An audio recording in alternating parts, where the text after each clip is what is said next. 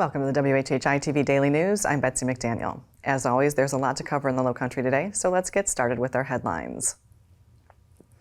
The sun was back shining Wednesday morning after Beaufort County was battered by heavy rain and winds Tuesday afternoon. But luckily, fire officials from across the county said that despite a sizable number of downed trees, no injuries were reported and damages appear to be minimal. One of those downed trees did cause about 17,000 residents to lose power around 4 p.m.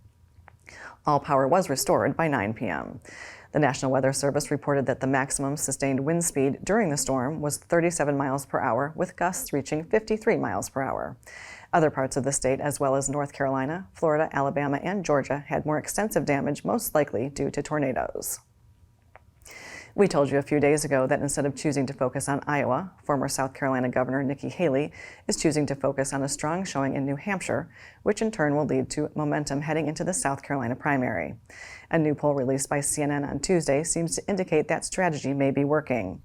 The poll, conducted by the University of New Hampshire, shows Haley has moved solidly into second place, polling at 32% among likely Republican voters in New Hampshire, while Trump is polling at 39%. That is a 12 percentage point jump for Haley from the last CNN University of New Hampshire poll in November. New Jersey Governor Chris Christie is a distant third, polling at 12%. State lawmakers returned to Columbia yesterday to kick off the second year of the two-year session. So what are a few things that they may tackle over the next several months? Judicial reform, as a special House committee looks to explore how to best select judges in the state. Also on the table, a potential resolution on whether or not critical race theory will be taught in K-12 public classrooms, another push by Lowcountry Senator Tom Davis for the legalization of medical marijuana, and more money for aging bridges. But as lawmakers begin to plan for state spending over the fiscal year 2024 to 2025, they will begin doing so with less money as COVID stimulus dollars and tax cuts are coming to an end. In some political news a bit closer to home, Mayor Selka isn't out of office quite yet. In fact, she'll be holding on to that position for one more week, as the recent unsafe weather conditions forced the cancellation of the Bluffton Town Council meeting scheduled for this week. That cancellation came with the postponement of the swearing-in ceremony of Mayor-elect Larry Toomer. Toomer will be sworn in at 5 p.m. on January 16th. The Oyster Shell Recycling Project, headed by the Outside Foundation, had a fantastic 2023, scooping up a whopping 38 tons of oyster shells. Now it's time to get bagging those shells, and 2024 is off to a great start.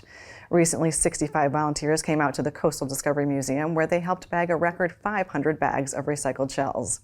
Those shells are used to help build new reefs along our shoreline. If you would like to join the fun, the Outside Foundation is hosting additional bagging events on January 24th and 28th. Head to their website for more information. And if you use applesauce pouches as a quick snack or a staple in your kids' lunchboxes, you might want to check to make sure what you have on hand hasn't been recalled. Back in November, the FDA issued a recall for Wana Bana apple cinnamon fruit puree pouches due to high levels of lead. However, when the South Carolina DHEC Rapid Response Team visited Dollar Tree stores statewide this week, they found the recalled pouches in at least 14 stores, as 157 cases were mistakenly shipped after the recall. The DHEC news release did not specify if any of the affected stores were in Beaufort County. In addition to being sold in Dollar Tree stores, the Wana Bana pouches are also sold through Amazon and other online retailers. The media sources on your screen will have more on these and other stories, and we would love for you to like us on Facebook and follow us on Instagram at WHHI-TV. And if you have an idea for a news story, we'd love to hear it, so drop us a line at news@WHHITV.com. What's coming up in sports? Let's take a look with Justin Jarrett.